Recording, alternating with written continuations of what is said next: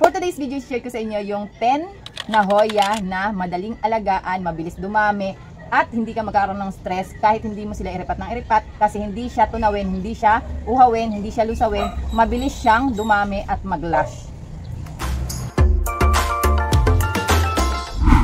Number 1 dyan, etong nandito. Oh.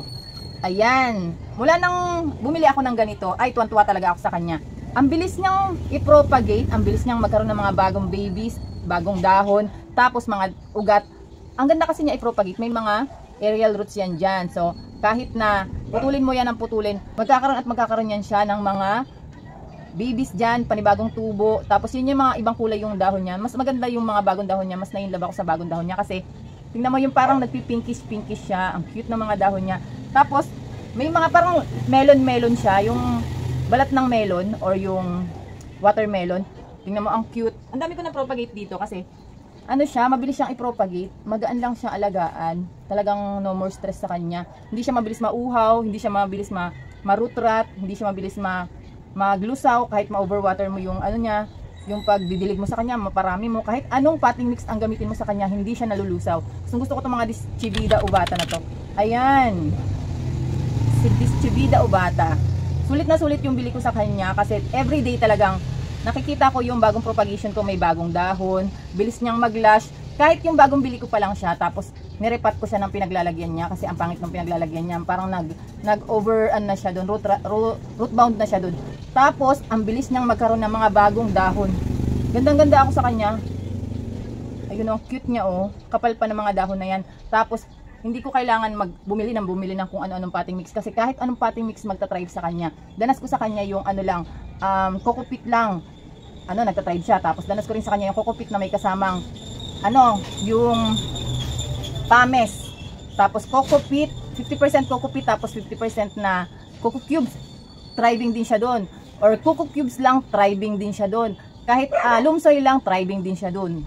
Number 2 Hoya na mabilis alagaan, mabilis maparami, at lesson ka talaga sa stress ay itong sarawak na to. Ito, gandang-ganda din ako dito sa sarawak na to. Ang laki ng dahon, habang pinopropagate mo siya, pinuputol mo yung ibang leaves niya, nagkakaroon ng panibagong dahon, mas malaking dahon yung lumalabas. Tapos, mas shiny yung mga bagong dahon na lumalabas sa kanya. Ang cute ng mga dahon niya. Tapos parang minsan may parang bar siya na pagka silvery, yung parang may chunky bar na silvery ang lumalabas sa kanya, pero minsan naman plain lang talagang green. Tapos yung veins niya kitang-kita mo rin, kaya gustong-gusto ko siya. Ang lapad ng mga dahon niya, meron pa nga akong nabenta na super lapad ng dahon na maabot ng 4 inch yung laki ng dahon niya. Tapos meron pa akong na-propagate sa kanya na 2 dahon lang, mga siguro 1 week lang, meron na kaagad na panibagong dahon lumalabas. Ganun siya kabilis magkaroon ng mga bagong dahon. Dito sa pag-aalaga ko ha, disclaimer lang kasi hindi ko naman sinasabi na mabilis din siyang dumami sa inyo kasi dito sa akin, yun po yung naranasan ko sa pag-aalaga ko nitong mga Hoya na to. Number 3 na, Hoya na mabilis lang alagaan at mabilis din maparami at mabilis din i-propagate ay itong Hoya SP Quezon na to. Etong SP Quezon na to, nag-iba ang kulay niya pag bago lang yung dahon niya. Parang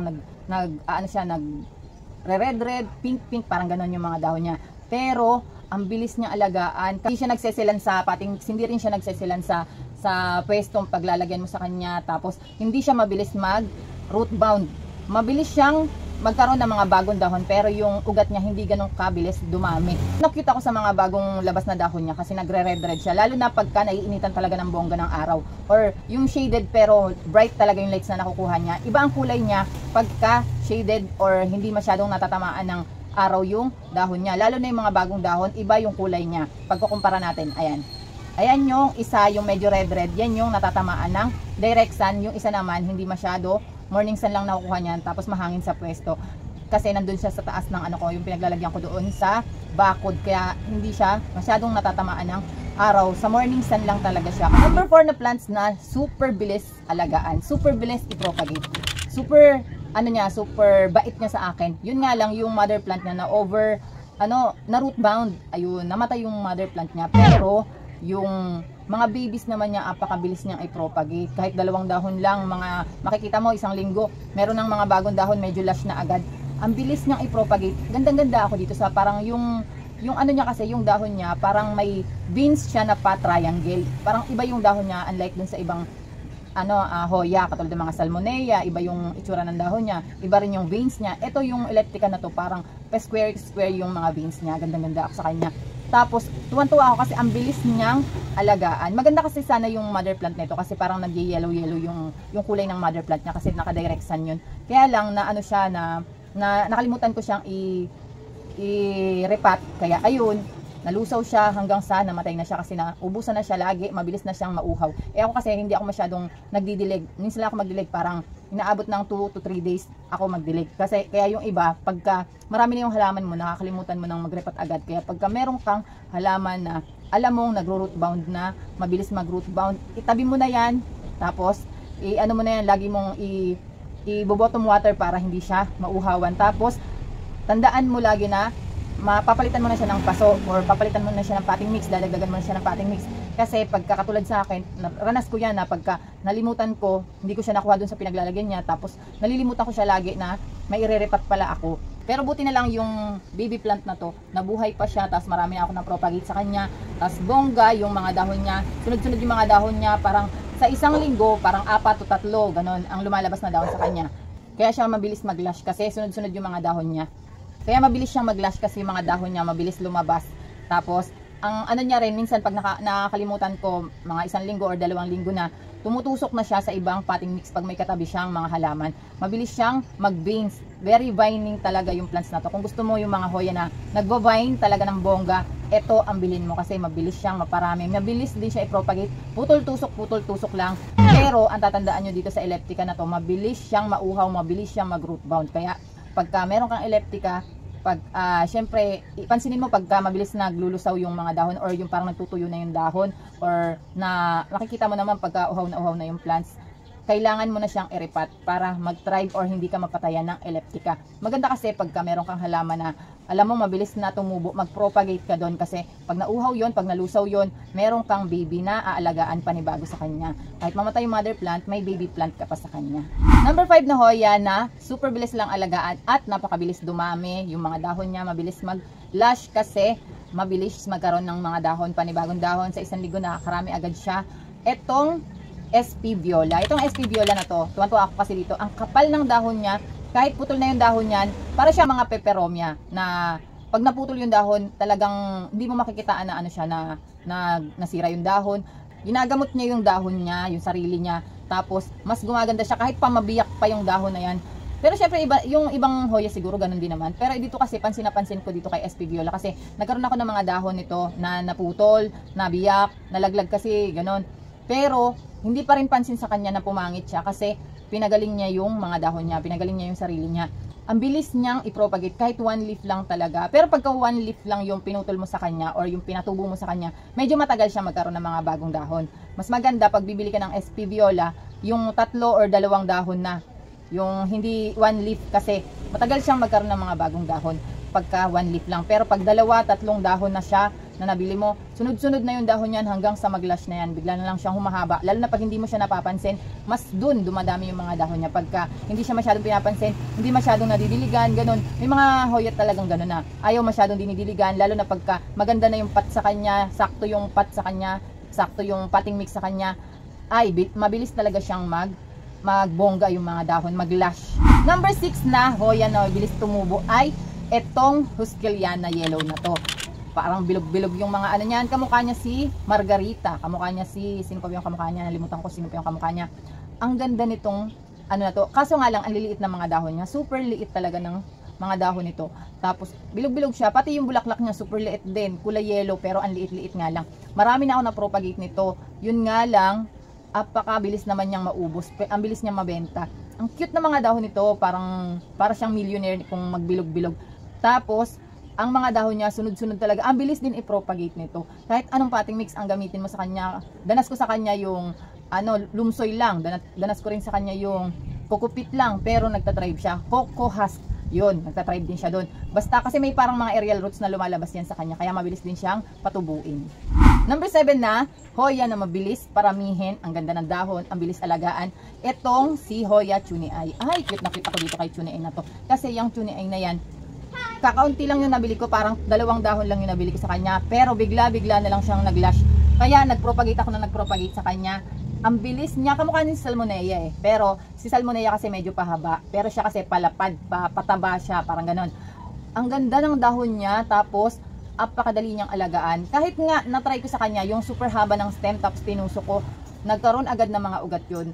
Isang linggo lang may mga ugat na siya. So mabilis siyang i-propagate kahit anong potting mix ang gamitin mo sa kanya. Pero syempre, pagka magpo-propagate tayo ng Hoya, laging tandaan na hindi pwedeng i-propagate yung mga baby dahon na kalalabas pa lang sa kanya. Kailangan may matured na dahon na isasama para hindi siya maglusaw. Kahit diligan mo siya, pagkatapos mong i-propagate, carry lang. Pero mas maganda, patuyuin mo muna yung sugat ng Hoya, tapos tsaka mo itusok agad. Pero wag nyong pahayaan na 2 to 3 hours nakahang lang yung Hoya nyo, hindi nakatusok sa potting mix. Less than hour lang, pwede mo na siyang itusok ulit sa potting mix. Or mas maganda, para hindi magka-root, stem rot, mga ganon, yung cuttings na pinutol nyo sa kanya, sausaw nyo sa cinnamon, para yung cinnamon ay maghihil ng sugat niya, tsaka nyo itusok doon sa potting mix. Pero yung potting mix wag masyadong basa, para hindi agad mabigla yung ugat or yung mga pinutol yung stem, para hindi magkaroon ng rot yung stem, para hindi maglusaw yung stem na pinropagate mo sa kanya.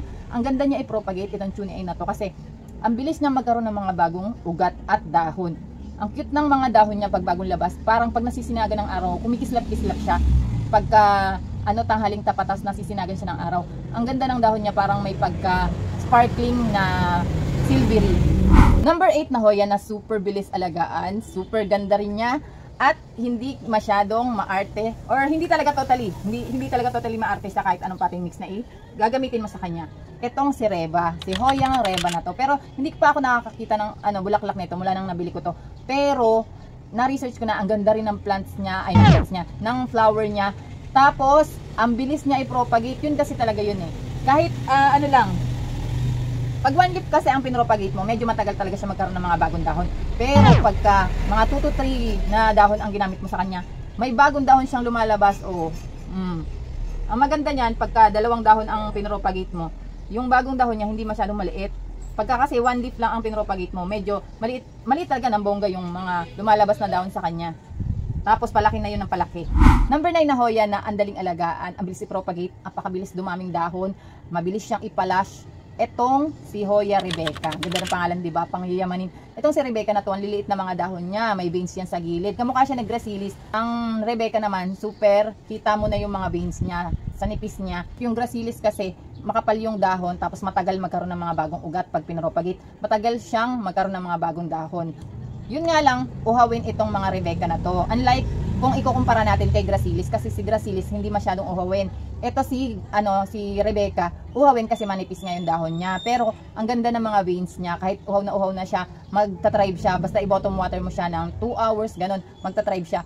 Pero syempre, pag lagi na nauuhaw yung mga Hoya natin, kailangan na nila ng i-repat. Kasi pagka napabayaan mo siyang hindi na-repat, malulusaw at malulusaw talaga yung Hoya natin. Number 10 na Hoya na super daling alagaan, super bilis niyang magkaroon ng mga bagong dahon. Tapos, super bilis niyang i-propagate. Etong si Now Money Eye. Etong si Now Money Eye na to, ang ganda rin ng bulaklak niya. May love ko sa bulaklak niya. At ang maganda dito, kahit 2 or 3 dahon lang ang meron siya, nagkakaroon siya ng pendacles or bulaklak.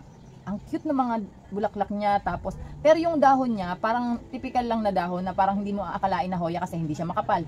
Manipis. Tapos, hindi masyadong, parang dahon lang siya na, yung pala Hoya siya.